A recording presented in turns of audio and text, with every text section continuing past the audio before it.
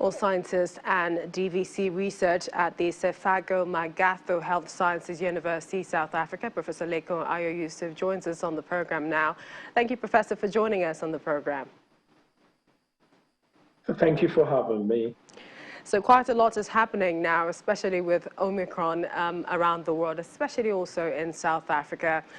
First, what can you tell us about why the numbers appear to really be skyrocketing, and what efforts in terms of what the government is doing to keep the numbers under control? Yeah, the virus itself is one of the factors, the fact that is quite transmissible. It has high transmissibility, as you noted earlier on. And I think a lot of people are having the prevention fatigue. That is, after such a long time of not seeing the virus, everybody probably thought the virus was gone. And we also have a significant number of people who are already vaccinated. And I think the mix of all of this could have changed behavior. So complacency is definitely one of the drivers. Furthermore, we do have a lot of people who have not still vaccinated, particularly the younger age group. And they tend to have been the ones that were infected at this time. But the good news is that it's a mild variant. So in terms of what government is doing is to ramp up the message that the coronavirus is still with us, and we need to focus on those non-pharmacological interventions. That is, always put on your mask, even if you're vaccinated. Make sure you wash your hands or sanitize, and of course, keep physical distance. All right, Professor Ayo Yusuf. Importantly, you need to vaccinate. So the president, Cyril Ramaphosa, was due to meet with senior officials in charge of the COVID-19 response this week. Do you know whether he will decide to tighten low-level lockdown restrictions or not? Well, I'm hoping it doesn't. It's a very delicate balance between saving lives and livelihood. As you probably know, the South African economy has taken a dip in terms of depression. So a recession. So he has to balance, I'm happy I'm not in his shoes, to balance between, the delicate balance of saving lives and livelihood. But the key consideration that we've been using in South Africa is what they call the risk adjustment levels. The risk of infection and compared to the readiness of the health system to take on any complication.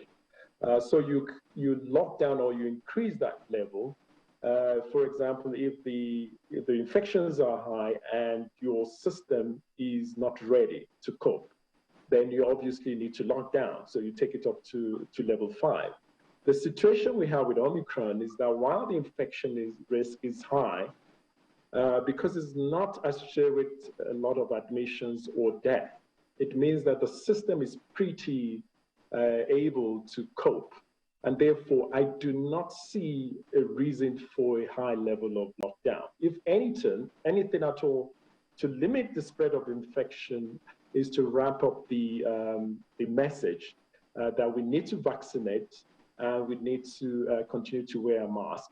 So maybe if I were to guess, it might take us to level 2 with some restriction of movement, but it's not going to be level 5. There's no reason to do that. But will your response... Go ahead. There's no scientific reason to do a hard lockdown. Level 5. But will your response be the same, seeing as South African health regulator has also approved a third booster shot, that is, of the Pfizer COVID-19 vaccine for adults and children over age 12? I mean, looking at the measures and then also this new variant. Yes, there's an early report that suggests that a booster shot does reduce your risk of an infection. So as part of the total response is to ramp up booster shots, particularly again, and I think the focus should remain not so much, I know this could be controversial, not so much about preventing infection, but preventing severe infections and preventing hospitalization and death. Like I said, at the end of the day, COVID would become like your common flu. You would have flu, and people have always been having flu. There's not enough to get you into hospital and put pressure on the health system. So the focus should always be about getting people vaccinated to prevent severe diseases and hospitalization and death. And therefore, we would focus on more vulnerable people in the community, that is the older people. I'm talking about any booster shot. It should be for the older and vulnerable group. That's people older than 50 or with comorbidity. We appreciate your time, scientist and researcher, Professor Lekong Ayo Yusuf. Many thanks. It was a pleasure joining us on the program. You're welcome.